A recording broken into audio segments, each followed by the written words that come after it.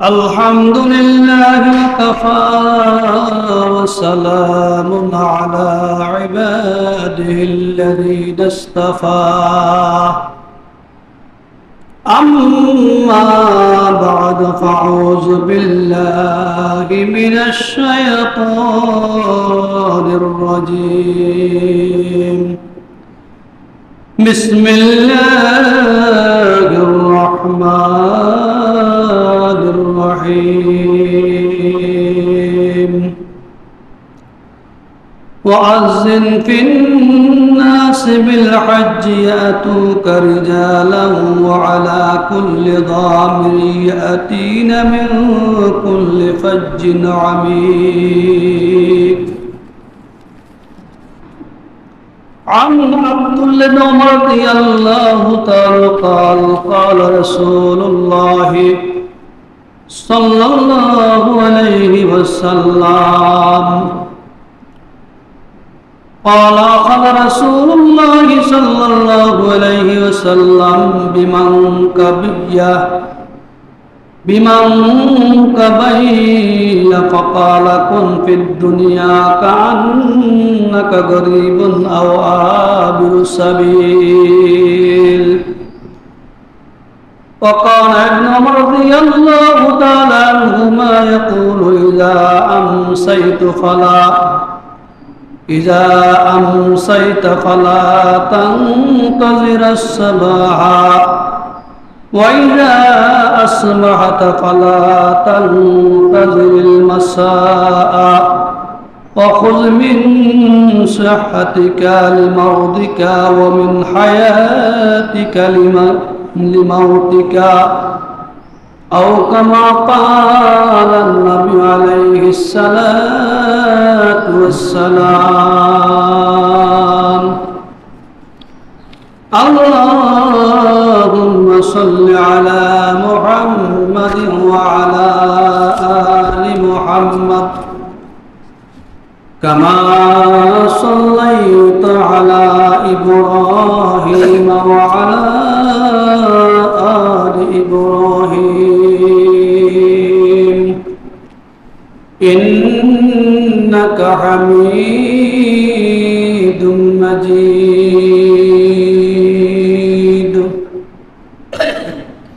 সম্মানিত মুআজ্জিজ মুহতারাম সাদরাতুল্লাহ মুরব্বিন নিজাম, আসসালামু আলাইকুম ওয়া রাহমাতুল্লাহি ওয়া বারাকাতুহু। স্বাগত মহান রব্বুল আলামিনের পবিত্র দরবারে হাজার লাখ শুকরিয়া জ্ঞাপন করছি যে আল্লাহ রাব্বুল আলামিন আমাদেরকে হাজার ব্যস্ততা উপেক্ষা করে মহান রব্বুল আলামিনের দরবারে আসার তৌফিক দান করেছেন।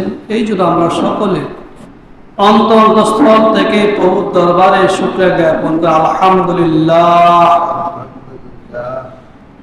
দরুদ ও সালাম প্রেরণ করছি মানবতার বিশ্ব নবী মুহাম্মদ রাসূলুল্লাহ সাল্লাল্লাহু আলাইহি ওয়াসাল্লামের উপরে, যাকে আল্লাহ রাব্বুল আলামিন আখির জামানার পয়গম্বর বানিয়ে পৃথিবীতে প্রেরণ করেছেন। আখির জামানার পয়গম্বর এবং বিশ্ব নবী সাল্লাল্লাহু আলাইহি ওয়াসাল্লামের উম্মত হতে পেরেছি, এর চেয়ে বড় শুকরিয়া আছে কিনা? নাই। আল্লাহ যুগ যুগ ধরে যত নবী রাসূল প্রেরণ করেছে, আল্লাহ রাব্বুল আলামিন ইচ্ছা করলে আমাদেরকে যে কোনো নবী রাসূলের উম্মত বানাইতে পারতেন না? অথচ আল্লাহ রাব্বুল আলামিন আমাদেরকে অতি দয়া করে মায়া করে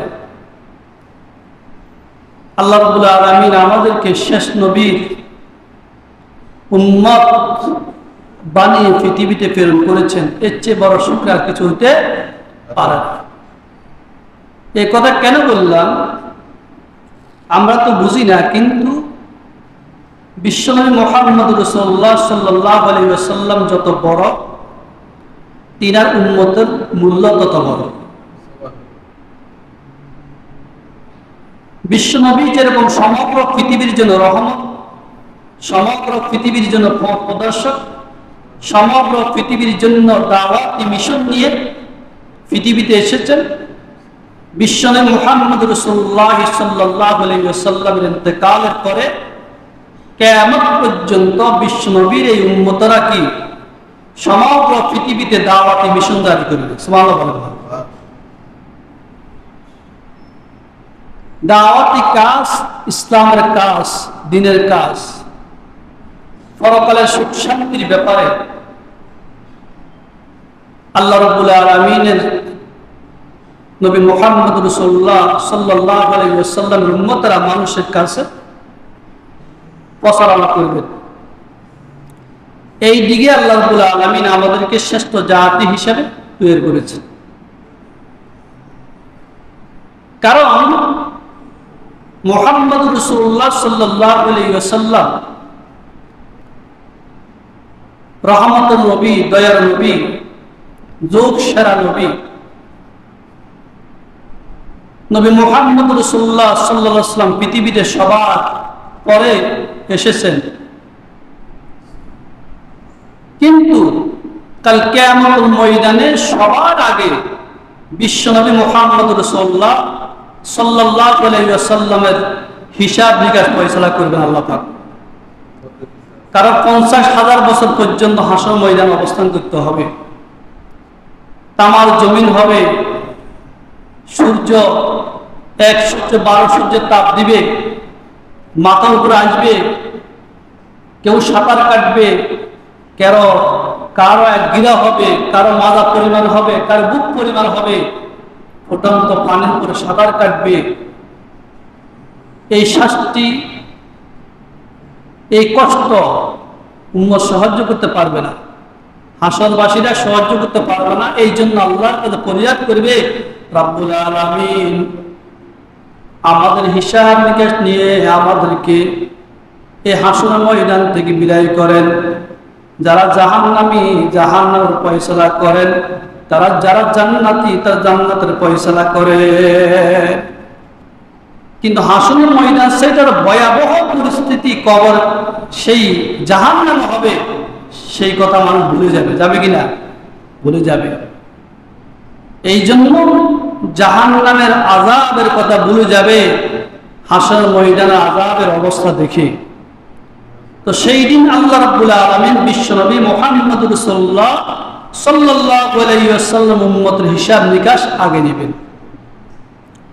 শুধু হিসাব নিকাশ আগে নেবেন তাই না, এই নবীর উম্মত অন্যান্য নবীর উম্মতের জন্য সাক্ষী হবে। কি হবে? সাক্ষী হবে। وَكَذَلِكَ أُمَّةً وَسَطًا لِتَكُونُوا شُهَدَاءَ عَلَى النَّاسِ وَيَكُونَ الرَّسُولُ عَلَيْكُمْ شَهِيدًا। আল্লাহ রাব্বুল আলামিন বলেন, আমি তোমাদেরকে মধ্যবর্তী উম্মত বানাইছি। وَسَطًا لِتَكُونُوا شُهَدَاءَ عَلَى النَّاسِ, তোমরা সমস্ত মানুষের জন্য সাক্ষী হবে। وَيَكُونَ الرَّسُولُ شَهِيدًا, মুহাম্মদুর রাসূলুল্লাহ সাল্লাল্লাহু আলাইহি ওয়াসাল্লাম হবেন তোমাদের সাক্ষী। তাহলে এখানে প্রশ্ন জাগে, এই উম্মত তো সবার পরে পৃথিবীতে এসেছে। এই নবীর উম্মত দুনিয়াতে আসার আগে অন্যান্য নবীরা পৃথিবীতে বিদায় নিয়েছেন, অন্য নবীর উম্মতরা দুনিয়া থেকে বিদায় নিয়েছেন, কিন্তু এই নবীর উম্মতরা সাক্ষী কিভাবে হবে? সাক্ষী এইভাবে হবে, আল্লাহ রাব্বুল আলামিন আমাদের একটা মহাগ্রন্থ আল কোরআন দিয়েছেন। এই কোরআন কারীমের মধ্যে পৃথিবীর শুরু থেকে শেষ পর্যন্ত সকল ইতিহাস আল্লাহ রাব্বুল আলামিন কোরআন কারীমের মধ্যে ধারণ করেছেন। মূসা নবীর উম্মতের অবস্থা, ঈসা আলাইহিস সালাতু ওয়াস সালামের উম্মতের অবস্থা, অন্যান্য নবীর উম্মতের সকল অবস্থাগুলা, পরিস্থিতিগুলা আল্লাহ রাব্বুল আলামিন কোরআন কারীমের মধ্যে ইতিহাস হিসাবে অঙ্কন করেছেন। করেন না? এই জন্য আমরা তো এখন জানি মূসা নবীর উম্মতরা পৃথিবীতে কি ফাসাদ সৃষ্টি করেছিল। ঈসা নবীর উম্মতরা আল্লাহ ব্যতীত ঈসা আলাইহিস সালামকে আল্লাহর পুত্র বলে শিরক করেছিল। এইভাবে এক এক নবীর উম্মতরা, এক এক নবীর জাতি গোষ্ঠীরা নবীদের সাথে অন্যায় করেছে, অপরাধ করেছে, বেয়াদবি করেছে। সেইগুলো আল্লাহ রাব্বুল আলামিন কোরআন কারীমে অঙ্কন করেছেন। এই জন্য আমরা মহাগ্রন্থ আল কোরআন যখন তেলাওয়াত করি, আল কোরআন ব্যাখ্যা বিশ্লেষণ যখন দেখি, তখন তাদের অবস্থা সম্পর্কে আমাদের জানা হয়ে যায়, ঠিক না?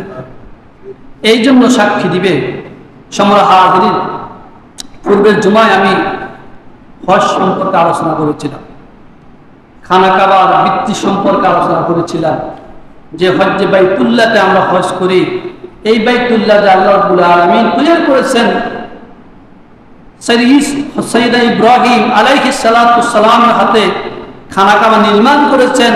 আর এই খানা কাবার পুরো দায়িত্ব আল্লাহ রাব্বুল আলামিন ইব্রাহিম আলাইহিস সালাতু সালামকে দিয়েছিলেন, দিয়েছেন কিনা? শুধু দেন নাই, আল্লাহ রাব্বুল আলামিন কোরআনে ঘোষণা করেছেন, হে ইব্রাহিম আলাইহিস সালাতু সালাম, আপনি আমার এই ঘর বাইতুল্লাহকে যারা তওয়াফকারী, নামাজ দণ্ডায়মানকারী, রুকু সিজদাকারীদের জন্য পবিত্র রাখেন। কিয়ামত পর্যন্ত আনওয়ানি উম্মতরা এই মক্কার হজ করবে, উমরা করবে, খানা কাবা সাই করবে, হজের সমস্ত বিধি বিধানগুলো পালন করে পরিপূর্ণ হজ করে তারা আমার মেহমান হয়ে মক্কার ঘর থেকে বিদায় নেবে, ঠিক না? তাহলে যেই ঘরে মানুষ হজ করবে, উমরা করবে, ওই হজকে রক্ষণাবেক্ষণের দায়িত্ব তো একজনকে দিতে হবে, হবে কিনা? কিন্তু খানা কাবা তো এক সময় হযরত নূহ আলাইহিস সালামের জামানায় আল্লাহ রাব্বুল আলামিন আকাশে তুলে নিয়েছেন। ছোট খানা কাবা স্থান জায়গাটা ছিল অপরিপূর্ণ, মানে পরিত্যক্ত ছিলেন, সেখানে কোনো খানা কাবার ঘর বলতে কিছু ছিল না। এখানে খানা কাবা ছিল না কি ছিল, কি সিনারও কোনো কায়দা ছিল না। সেই দুইটা মূর্তি আসাবার নাইলা, এই দুইটি মূর্তির স্থানে আল্লাহ পাক খানা কাবাকে দ্বিতীয়বার তৈরি করেছে। হযরত ইব্রাহিম আলাইহিস সালাতু সালামকে আল্লাহ বললেন, ইব্রাহিম যাও, ওই আসাবার নাইলা দুইটা মূর্তি যেখানে আছে ওইখানে আপনি খানা কাবা তৈরি করেন। অর্থাৎ খানা কাবা এই স্থানে বিদ্যমান ছিল। আল্লাহ রাব্বুল আলামিন হযরত ইব্রাহিম আলাইহিস সালাতু সালামকে সেই খানা কাবার মালিক বানাইছেন অন্য স্থান থেকে নিয়ে। সেটা কোরআন কারীমের আয়াত দ্বারা পরিপূর্ণ প্রমাণ পাওয়া যায়। আল্লাহ রাব্বুল আলামিন বলেন, ওয়া ইযা বাওয়া'না ইব্রাহিম মাকানাল বাইতি আন আল্লাহ তুশরিকা বিহি শাইআন ওয়া তাহির বাইতি লিত-তাইফিনা ওয়াল আকিম লিত-তাইফিনা ওয়াল কাইমিনা ওয়ার রুকআস সুজুদ। আল্লাহ রাব্বুল আলামিন বলেন, আমি ইব্রাহিম আলাইহিস সালাতু সালামকে বাইতুল্লাহ স্থান নির্ধারণ করে, বাইতুল্লাহ স্থান তৈরি করে সেই স্থানের মালিক বানিয়েছি। আর বলে যে আল্লাহ তুশরিকা বিহি শাইআ, খবরদার আল্লাহর সাথে কাউকে অংশ স্থাপন করো না। অতঃখিরা বাইতিয়া লিত-তাইফিন, আমার এই ঘরকে পবিত্র রাখো, তোয়াফকারী, নামাজ দণ্ডায়মানকারী, রুকু সিজদাকারীদের জন্য আমার এই ঘরকে পবিত্র রাখো। আল্লাহ কিয়ামত পর্যন্ত এই ঘরকে আল্লাহ রাব্বুল আলামিন কি করবেন? পবিত্র রাখবেন। আর লক্ষ লক্ষ হাজিরা এই বাইতুল্লাহতে হজ করে, উমরা করে, সেই বাইতুল্লাহ স্থায়ী করে সমস্ত বিধি বিধানগুলো পালন করে তারা তাদের নির্দিষ্ট স্থানে আবার পৌঁছবে। এই বাইতুল্লাহ শরীফে কেউ আল্লাহ রাব্বুল আলামিন ইব্রাহিম আলাইহিস সালাতু সালামকে বলেছেন যে এই বাইতুল্লাহ তৈরি করার পরে আপনি ঘোষণা করবেন, এলান করবেন সমগ্র মানুষের কাছে যে তারা যেন এই বাইতুল্লাহতে এসে হজ করে উমরা করে। কিন্তু ওই সময় তো মোবাইল ছিল না, ছিল কিনা? মোবাইল ছিল না, দিয়েছেন কিনা ছিল না, কোনো খবর বলার মতন কোনো ব্যবস্থা ছিল না। মরুভূমি ছিল হাজার হাজার মাইল। কিন্তু ইব্রাহিম আলাইহিস সালাতু সালাম যদি ঘোষণা করেন, এলান করেন, দুনিয়ার কোন মানুষ শুনবে কিনা? কথা বলেন, শুনবে। কিন্তু শুনবে আল্লাহ যদি শুনাই দেন, কে? যে মহাশক্তি আছে, তিনি শুনতে পারেন কিনা? এখন যেরকম মানুষ মোবাইল আবিষ্কার করে সেকেন্ডের ভিতরে, মিনিটের ভিতরে হাজার হাজার মাইলের খবর নিতে পারে, সমগ্র পৃথিবীর খবর নিতে পারে, আমেরিকা, কানাডা, মানে বিভিন্ন রাষ্ট্রের খবর নিতে পারে সেকেন্ডের ভিতরে, মিনিটের ভিতরে। এই মানুষের মেধা দিয়ে যদি এরকম মোবাইল আবিষ্কার করে সারা পৃথিবীর খবর নিতে পারেন, আমার রব, আমার আল্লাহ, তিনি কি সেকেন্ডের ভিতরে সমগ্র পৃথিবীর খবর নেওয়ার মতো কোন ক্যাপাসিটি নাই? ইব্রাহিম আলাইহিস সালাতু ওয়াস সালাম আল্লাহর ব্যাপারে আল্লাহ রাব্বুল আলামিন, আমি মুখে এলান করব, মুখ দিয়ে ঘোষণা করব, আমার এই ঘোষণা কতটুকু যাবে, দুনিয়ার মানুষ কিভাবে শুনবে? আল্লাহ বলছে, ইব্রাহিম আপনি ঘোষণা করেন, আপনার এই ঘোষণা আমি সমগ্র পৃথিবীর মানুষের কাছে পৌঁছাই দিব। আল্লাহু আকবার। ইতিহাস সাক্ষী দেয়, সাইয়েদ ইব্রাহিম আলাইহিস সালাতু ওয়াস সালাম যখন পাহাড়ের উপরে দাঁড়িয়ে দুই কর্ণের ভিতরে আঙ্গুল দিয়ে দাঁড়িয়ে বামে ওই পশ্চিম দিকে ফিরে ঘোষণা করলেন হজ করার জন্য, আল্লাহ রাব্বুল আলামিন পৃথিবীর সমস্ত মানব মণ্ডলীর কাছে আল্লাহ তাআলা এই খবর পৌঁছাই দিলেন। আল্লাহ, যারা মায়ের পেটে ছিল, যারা সেই লোহা আরোহার মধ্যে ছিলেন, যে যেখানে ছিলেন, আল্লাহ রাব্বুল আলামিন তাদের পরনে বুহারে হজ্জে বাইতুল্লাহ খবর পৌঁছলেন, লব্বাইক আল্লাহুম্মা লব্বাইক লা শারীকা লাকা লব্বাইক। এই বাক্য যার যার কানে পৌঁছে গেছে, যে ব্যক্তি শুনেছে, কিয়ামত পর্যন্ত তারা মক্কা শরীফে এসে হজ করবে। আল্লাহ, সবাই তো করবে না, সবাই করবে। আল্লাহ যাদেরকে তৌফিক দান করেছেন, যাদেরকে আল্লাহ কবুল করেছেন, যাদের কর্মগুহায় আল্লাহ পাক হজ্জে বাইতুল্লাহর আওয়াজ পৌঁছাইছেন, তারাই করবে, তারাই হজ, উমরা, আল্লাহর এই পবিত্র খানাকাবা তারাই কি করবে? তওয়াফ করবেন। এই জন্য আল্লাহ রাব্বুল আলামিন সূরাতুল হজ কোরআনুল কারীমের মধ্যে আল্লাহ বলতেছেন, ওয়া'আযিম বিন-নাসি বিল-হজ্জি ইয়াতুকা রিজালান ওয়া আলা কুল্লি যামিন ইয়াতিনা মিন কুল্লি ফাজ্জিন আমিক। ওয়া'আযিম বিন-নাস, হে আমার ইব্রাহিম নবী, আপনি পৃথিবীর মানুষের কাছে এলান করেন, ঘোষণা করেন হজ্জের ব্যাপারে, ইয়াতুকা রিজালান ওয়া আলা কুল্লি যামিন ইয়াতিনা মিন কুল্লি ফাজ্জিন আমিক। তারা আপনার কাছে আসবে পায়ে হেঁটে, উঠে সাওয়ার হয়ে, পৃথিবীর বিভিন্ন অঞ্চল থেকে তারা এসে হজ আর উমরা করবে। আপনি যখন এলান করবেন, ঘোষণা করবেন, দেখবেন এক সময় তারা পায়ে হেঁটে এবং ঘোড়ায় চড়ে অর্থাৎ উঠে সাওয়ার হয়ে দূর দূরান্ত থেকে তারা মানে এইভাবে ভ্রমণ করে হজ্জে বাইতুল্লাহতে এসে হজ করবে। এই কথা আল্লাহ রাব্বুল আলামিন কেন বলছেন? যোগের সাথে সম্পর্ক। সেই জমানায় কি ছিল না? বিমান ছিল না, হেলিকপ্টার ছিল না, রকেট ছিল না, কিন্তু মানুষ পায়ে হেঁটে হজ করতেন, মানুষ উঠে সাওয়ার হয়ে কি করতেন? হজ করতেন। এই জন্য আল্লাহ রাব্বুল আলামিন কোরআনুল কারীমের মধ্যে ওদের ব্যাপারে বলছেন, ঠিক না? তাহলে বুঝা গেছে কি খানা কাবা নয়, কিয়ামত পর্যন্ত পৃথিবীতে যত মসজিদ হবে সকল মসজিদের মধ্যে আমাদেরকে কি করতে হবে? জামাত কায়েম করতে হবে, আমাদেরকে নামাজ পড়তে হবে, আল্লাহর হুকুম মানতে হবে, ঈমানকে, ঈমানের সেই স্বীকৃতি আমাদেরকে দিতে হবে। ঈমান ছাড়া আমাদের নেকামলের কোন কাজে আসবে না। একটা মোবাইল যেরকম আমি যেরকম আবিষ্কার করলে এবং মোবাইল চালানোর জন্য, সারা পৃথিবীর খবর নেওয়ার জন্য মোবাইলের মধ্যে একটা সিম কার্ডের প্রয়োজন। কিছু প্রয়োজন? সিম কার্ড।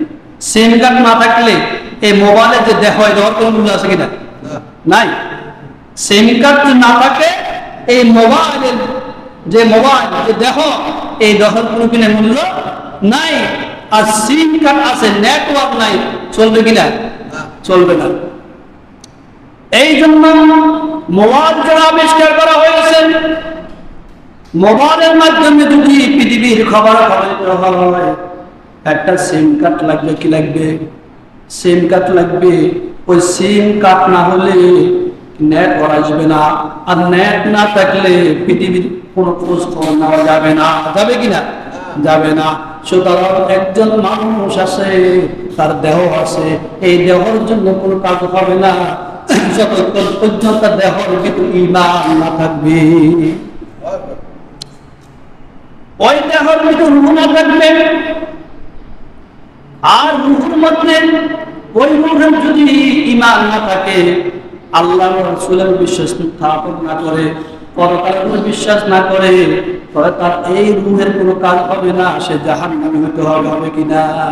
এই জন্য আল্লাহ রাব্বুল আলামিন কোরআন কারীমের মধ্যে প্রত্যেকটি জায়গায় নেকামলের সাথে ঈমানের ঘোষণা করেছেন। ইন্নাল্লাযীনা আমানু ওয়া আমিলুস সালিহাত উলাইকা হুম খায়রুল বারিয়া। যারা ঈমান এনেছে, আমল সালেহ করেছে, ঈমান আনয়ন করে, আমল সালেহ করে, উলাইকা হুম খায়রুল বারিয়া, তারা পৃথিবীর শ্রেষ্ঠ জীব, পৃথিবীর শ্রেষ্ঠ মানুষ, এরা পৃথিবীর শ্রেষ্ঠ মানুষ। আর যারা ঈমান আনে না, নেকামল করে না, তারা হলো পৃথিবীর সর্বশ্রেষ্ঠ নিকৃষ্ট মানুষ। ইন্নাল্লাযীনা কাফারু উলাইকা হুম শাররুল বারিয়া। যারা ঈমান আনে না, আমল সালেহ করে না, কবরে করে, আল্লাহর সাথে বেয়াদবি করে, আল্লাহর আইনের বিরুদ্ধে চলে, ধর্মকর্ম মানে না, কোরআন হাদিস মানে না, নামাজ পড়ে না, আল্লাহর নীতিমালা করে না, তাহলে পৃথিবীর নিকৃষ্ট, পৃথিবীর সর্বনিকৃষ্ট মানুষ, নিকৃষ্ট। তাহলে আল্লাহ রাব্বুল আলামিন এক আয়াতে বলছেন সর্বশ্রেষ্ঠ দামি মানুষ হলো তারা ঈমান এনেছে, আমল সালেহ করেছে। আর যারা ঈমান আনে নাই, নেকামল করে নাই, তারা হলো পৃথিবীর শ্রেষ্ঠ, পৃথিবীর নিকৃষ্ট জাতি। তাহলে আমরা কি নিকৃষ্ট জাতি হব নাকি সর্বশ্রেষ্ঠ জাতি হব? কোনটা? সর্বশ্রেষ্ঠ জাতি হলে আল্লাহ রাব্বুল আলামিন আমাদের জন্য মহা পুরস্কারের ব্যবস্থা করেছেন। কবর এমন একটি জিনিস আল্লাহ রাব্বুল আলামিন পৃথিবীতে কিন্তু মানুষের ঈমানের পরীক্ষা করেন কি না? ঈমান আমলের পরীক্ষা করে। মানে পৃথিবীতে কে ভালো আমল করে, কে সৎকর্ম করে, তার পরীক্ষা আল্লাহ আলামিন কবরে করবেন। আর দুনিয়াতে অনেক ক্ষেত্রে আল্লাহ পাক দেখাই দেন। অন্যায়কারী, অপরাধী, জলমবাজ, তাদের খবর আল্লাহ আলামিন পৃথিবীতে দেখা।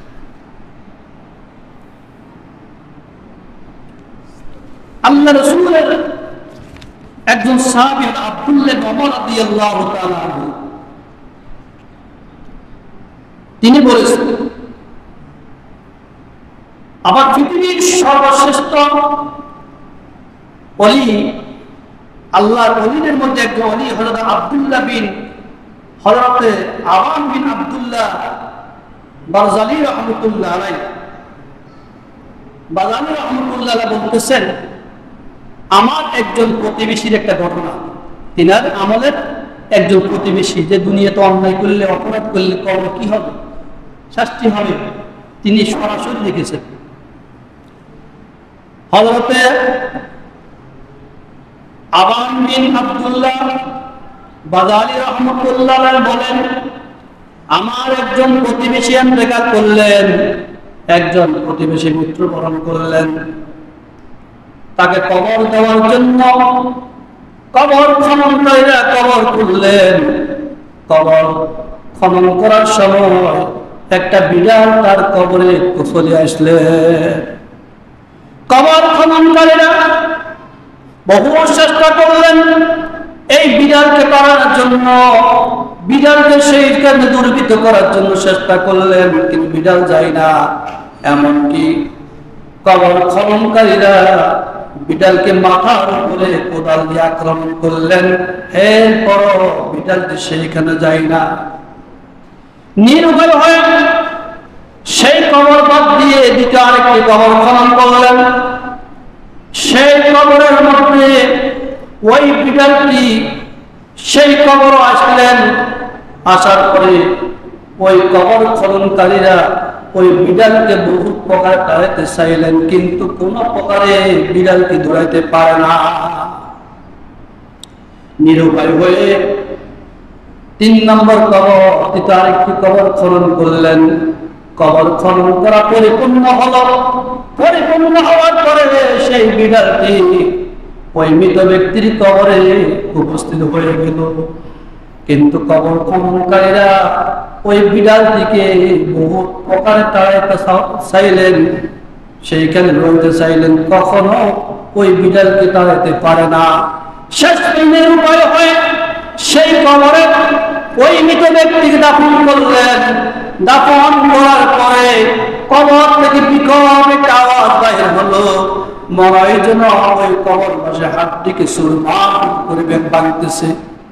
কবরবাসীর হাড্ডি চুরমার করে হাড্ডি ভাঙার আওয়াজ শোনা যাচ্ছে।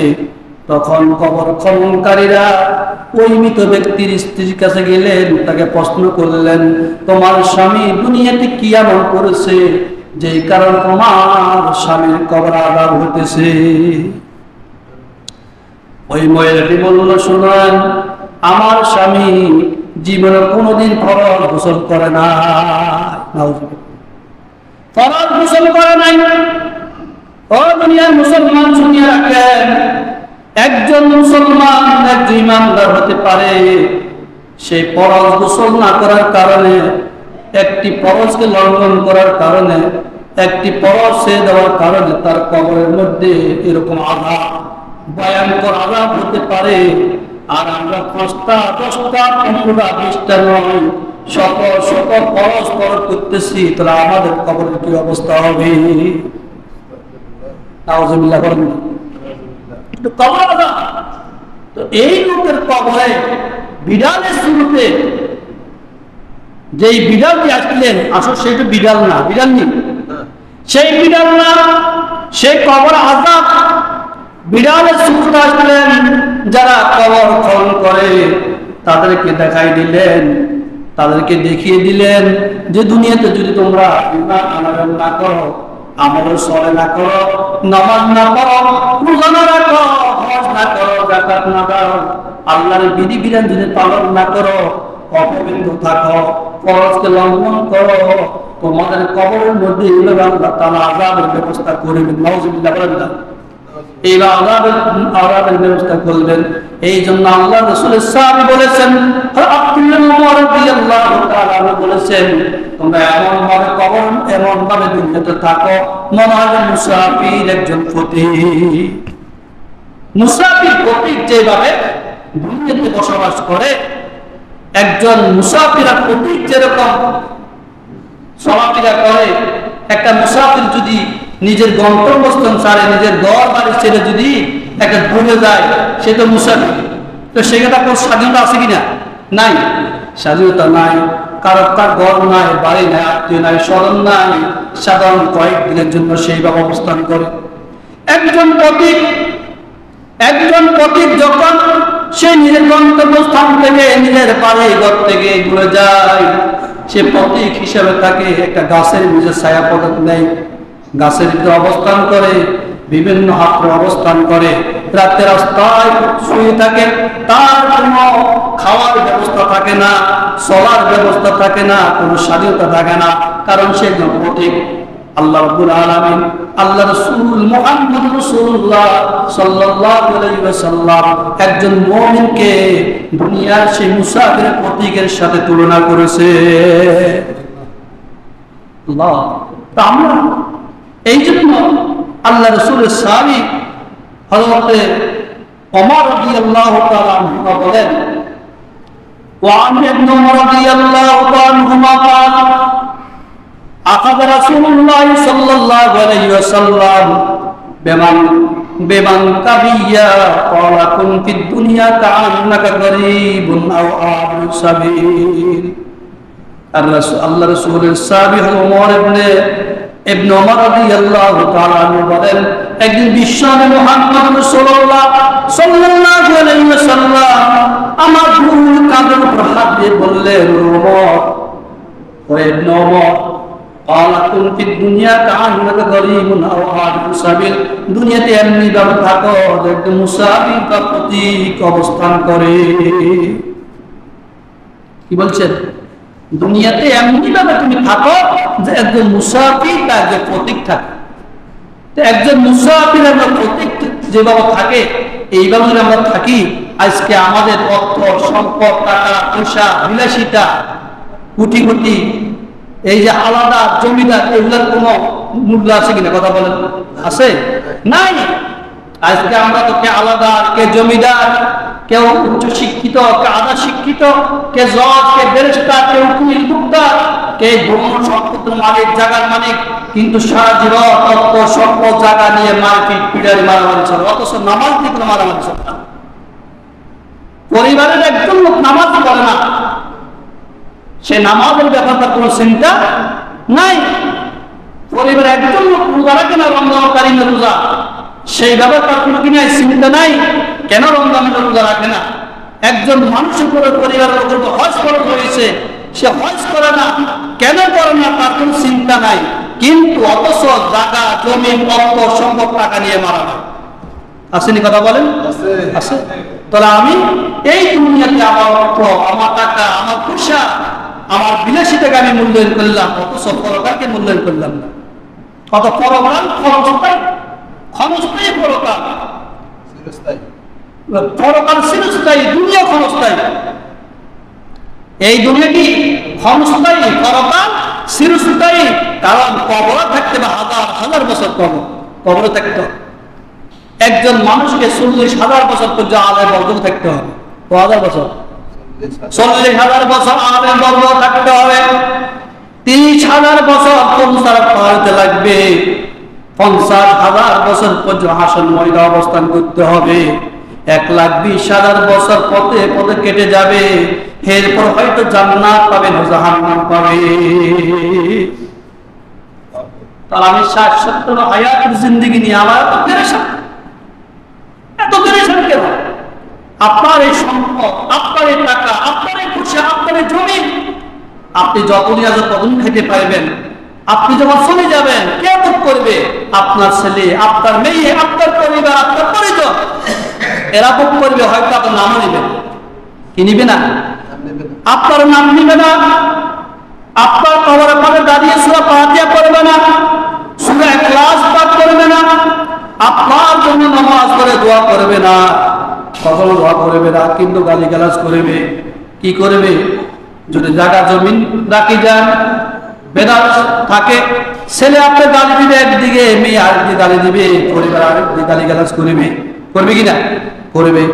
অথচ বাবা যে এত সম্পদ রাখি গেছেন, কিন্তু বাবার জন্য মহাব্বতের ছেলে, মহাব্বতের মেয়ে, মহাব্বতের স্ত্রী তার স্বামীর জন্য কিছু করবে না। করবে? এই জন্য আল্লাহ রাসূল সাহাবা ইবনে ওমর রাদিয়াল্লাহু তাআলা থেকে আরেকটি রিওয়ায়াত পাওয়া যায়, হাদিস পাওয়া যায়। তিনি বলছেন, যখন সন্ধ্যা বেলা আসে যায়, তুমি সকাল বেলা চিন্তা করো না, আর যখন সকাল বেলা আসে তুমি সন্ধ্যা চিন্তা করো না। কি বলছেন? সন্ধ্যা আসলে, সন্ধ্যা পর্যন্ত হলে সকাল বেলা পর্যন্ত তুমি থাকতে পারে, বাজদা এই আশা কখনো করিও না। করা যায় কিনা? হায়াতুল জীবন কখন চলে যাবে, কখন মৃত্যু হয়ে যাবে, কেউ করতে পারবে না। এই জন্য আল্লাহ রাসূলের সাহাবী ইবনে ওমর রাদিয়াল্লাহু আনহু বলেন, وكان ابن عمر رضي الله تعالى عنهما يقول إذا أمسيت فلا تنتظر الصباح وإذا أصبحت فلا تنتظر المساء وخذ من صحتك لمرضك ومن حياتك لموتك. আল্লাহ রাসূলের সাহাবী আব্দুল্লাহ ইবনে ওমর রাদিয়াল্লাহু আল্লাহ রাসূলের সাহাবী ইবনে ওমর রাদিয়াল্লাহু তাআলা আনহুমা বলেন, ইয়াকুলু ইযা মুসাইতা ফালা তানতাজির সাবাহ, যখন সন্ধ্যা গড়ায় যায়, সন্ধ্যা আসে, তুমি কখনো সকালবেলার আশা করিও না। ওয়াইদা আসবাহাতা ফালা তানতাজিরাল মাসা, যখন সকালবেলা উপনীত হয় সন্ধ্যার জন্য তুমি আশা করো না। অখুয মিন সিহাতিকা লিমারদিকা, যখন তুমি সুস্থ থাকবা সবল থাকবা অসুস্থতার জন্য সঞ্চয় করো। ওয়ামিন হায়াতিকা লিমাউতিকা, আর যদি জীবিত থাকবা তুমি জীবিত থাকা অবস্থায় মৃত্যু পর্যন্ত সঞ্চয় করো। আল্লাহু আকবার। কি বলছে? 7টা জিনিস। যখন সন্ধ্যা গড়ায় আসে তুমি সকালবেলা আশা করো না। যখন সকালবেলা উপনীত হয় সন্ধ্যার জন্য তুমি অপেক্ষা করো না। যখন তুমি সুস্থ থাকবা তখন তুমি সুস্থ অবস্থা অসুস্থতার জন্য কি সঞ্চয় করো। আর যখন তুমি জীবিত থাকবা মৃত্যুর পরের জন্য সঞ্চয় করো। তো মৃত্যুর পরের সঞ্চয় কি? নামাজ, রোজা, হজ, যাকাত, দান, খায়রাত। দান, খায়রাত এইগুলা নাকি? এইগুলা সুবহানাল্লাহ পড়া, তাফসীর, তাহলিল, জিকির আজকার করা, সেটা তো আপনার নফল ইবাদত। তাফসীর, তাহলিল, জিকির আজকার কি নফল ইবাদত। সেগুলা করলে আপনার আমল সব বাড়বে। কিন্তু ফরজিয়াতগুলা, ওয়াজিবগুলা তো আপনাকে আমাকে কি রাখতে হবে? ঠিক রাখতে হবে। কিন্তু অথচ আমরা সেই দিকে খেয়াল করি না। এই জন্য আল্লাহ রাব্বুল আলামিন কোরআন কারীমের মধ্যে বলছেন, আমি তোমাদেরকে হায়াত আর মওত সৃষ্টি করে আমি তোমাদেরকে পরীক্ষায় লিপ্ত করেছি পৃথিবীতে। আল্লাযী খালাকাল মাউতা ওয়াল হায়াতা লিয়াবলুয়াকুম আইয়ুকুম আহসানু আমালা ওয়া হুয়াল আজিজুল গফুর।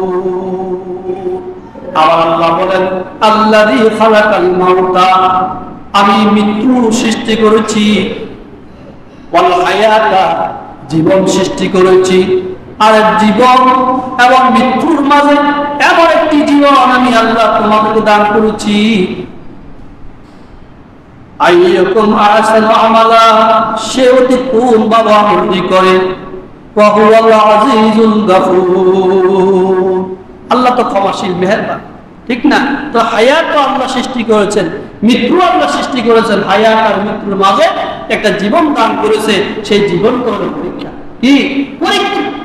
আমরা পরীক্ষায় লিপ্ত হতে হবে। ঈমান রক্ষার জন্য আমাদেরকে চেষ্টা করতে হবে, ঈমানের কথা বলতে হবে। যেরকম ঈমান রক্ষার জন্য আলেম সমাজ, উলামায়ে কেরাম, বাংলাদেশের সে আপাম ও জনসাধারণের মধ্যে যারা আল্লাহর নায়েব রাসূল, যারা উলামায়ে কেরাম, যখন আমাদের দেশে এক সময় ঈমান ও আকীদা রক্ষা করা কষ্ট হয়ে গেছে, ঈমানের বিরুদ্ধে সংগ্রাম চলছিল, যখন ঈমান ও আকীদার উপরে হামলা চলছে, এই দেশে নাস্তিকতা তৈরি হয়ে গিয়েছিল, সেই দিন ঈমান ও আকীদা রক্ষা করার জন্য বাংলাদেশের একজন আপাম ও জনসাধারণ উলামায়ে কেরাম সেই শাপলা সফরে এক ডাকে শাপলা সফরে তারা সেইখানে একাত্রিত হয়েছেন। কিন্তু তাদের দাবি ছিল ঈমান ও আকীদা রক্ষা করার দাবি। কিসের? ঈমান আকীদা রক্ষা করার দাবি ছিল। সেই দিন উলামায়ে কেরাম হাতে তফসির ছিলেন, হাতে কুরআনুল কারীম ছিলেন। সেই শাপলা সফরে বসে কুরআনুল কারীম তেলাওয়াত করেছেন, তফসির তানজিল করেছেন, আর 7 দফা দাবি দিয়েছেন। সম্পূর্ণ দাবি ছিল ইসলামের পক্ষে, কিন্তু অন্যায় কোনো আচরণ করেন নাই। সেই দিন উলামায়ে কেরামকে সেই এক শ্রেণীর পেশিবাদী লোকেরা সেই দিন উলামায়ে কেরামদেরকে সে অস্ত্র গুলি করে সেইখানে হাজার হাজার হাজার হাজার যুবকদেরকে হত্যা করেছিল। বুঝছেন কিনা? তো তাদের অপরাধ কি ছিল? তাদের অপরাধ ছিল ঈমান আকীদা রক্ষা করার দাবি নিয়ে রাস্তায় ঘাটে নামছেন। ঈমান ও আকীদার দাবি নিয়ে তারা স্লোগান দিয়েছেন, 7 দফা আন্দোলন করেছিলেন, যাতে করে মুসলমান ঈমান ও আকীদা রক্ষা পায়, মুসলমান ঈমান আকীদা নিয়ে যেন পৃথিবীতে বসবাস করতে পারে, সে আল্লাহর আইন যেন পৃথিবীতে প্রতিষ্ঠিত হতে পারে, নাস্তিক মুরতাদ যারা পৃথিবী থেকে চিরবিদায় হতে পারে, সেই দাবি নিয়ে তারা নেমেছে। তারা বলেছেন, আমাদের নেতা আল্লামা আহমদ শফিক সাহেব যদি আসে, আমরা অল্প সময়ের ভিতরে আমাদের আলোচনার মাধ্যমে আমাদের সম্মেলন আমরা মুলতবি দিব। কিন্তু তারা ষড়যন্ত্র করে, চক্রান্ত করে আল্লামা আহমদ শফিক সাহেবকে সেখানে আটকা রেখেছিল, পথে আসার জন্য কোনো সুযোগ দেন নাই। তাদের দুর্বিসন্ধি বিশাল ছিল। রাতের গভীরে তারা গরম পানি মেরে সেখানে গুলে করে হাজার হাজার মানে ওলামায়ে কেরামদেরকে, সেই যুবকদেরকে তারা হত্যা করেছে। আর আমাদের কৃষিবাদী তৎকালীন যুগের সেই প্রধানমন্ত্রী শেখ হাসিনা বলেছিল এটা হেফাজত, হেফাজত রং লাগাই রাস্তা লাল করেছে, রং লাগিয়ে কি করছে, রাস্তা লাল করেছে। তা আজকে কি সেই ক্ষমতা কি আছে? আছে? থাকবে না। যারা অন্যায় করবে, অপরাধ করবে, জুলুম করবে, এই জুলুমবাজের ক্ষমতা পৃথিবীতে থাকবে না। এই দেশে শত শত আলেমদেরকে মিথ্যা মিথ্যা মামলা দিয়ে হয়রানি করেছে। এই দেশের সেই 50 বছর পর্যন্ত যারা কোরআনের শিক্ষা দিয়েছেন, যারা কোরআনের নসিহত করেছেন, মানুষদের কাছে কোরআন প্রচার করেছেন, ওদেরকে তারা ইনজেকশন পুশিং করে হত্যা করেছে, করে নাই? হত্যা করেছে। কেন? এই দেশ থেকে ইসলাম, দ্বীন, ধর্ম, কোরআন, হাদিস নির্মূল হয়ে যাওয়ার জন্য। সব হাজির, কেন আমি এই কথা বলেছি? এটা রাজনীতির প্রেক্ষাপট নয়। এই কথা এই জন্য বলেছি, যতক্ষণ পর্যন্ত আমাদের ঈমানের আমল ঠিক না থাকবে, ঈমানের আকীদা ঠিক না থাকবে, ততক্ষণ পর্যন্ত মুসলমান সারা পৃথিবীতে মার খাবে। কি খাবে? মার খাবে। আজকে সারা পৃথিবীতে দেখেন না, মুসলমান আর ইহুদিদের মধ্যে যুদ্ধ। শত শত মুসলমানকে, সেই ফিলিস্তিনের মুসলমানকে হত্যা করা হচ্ছে, গাজার মুসলমানদেরকে হত্যা করা হচ্ছে। আজকে যদিও তারা আল্লাহ তাআলা ফরিয়াদ করেছে, তাদের জন্য সাহায্যকারী পাঠানোর জন্য, অভিভাবক পাঠানোর জন্য, পৃথিবীর কোন অভিভাবক, কোন সাহায্যকারী যদি তাদের কাছে না পৌঁছে, আল্লাহ সরাসরি তাদের জন্য সাহায্য নাযিল করে আসমান থেকে। তাদের এক একটা এলাকা দেখেন না, এক একটা ওয়াদি, সে আগুনের মশাল, আগুনের আগুন, দাবানল। এই আগুনকে নিবানোর জন্য, এই আগুনকে প্রতিহত করার মতো ইসরায়েলের কোনো ক্ষমতা নাই। ইসরায়েলের সেই নেতা নিয়াকু মানুষের কাছে হাত পাততেছে, ভিক্ষা করতে, ভিক্ষা চাচ্ছে, ভিক্ষার হাত পাততেছে। কিন্তু এটা তো আল্লাহর গজব। কার গজব? আল্লাহর গজব। আল্লাহর গজব থেকে রক্ষা করার মতন পৃথিবীর কোনো অপশক্তি নাই, যতক্ষণ পর্যন্ত আল্লাহ রক্ষা না করবে। এই জন্য আমাদেরকে ঈমান ও আকীদা মজবুত করতে হবে, ইসলামের ছায়াতলে আসতে হবে, আমাদেরকে 5 ওয়াক্ত নামাজ পড়তে হবে, আল্লাহর হুকুম মানতে হবে। আজকের সংক্ষিপ্ত আলোচনা এখানে শেষ করলাম।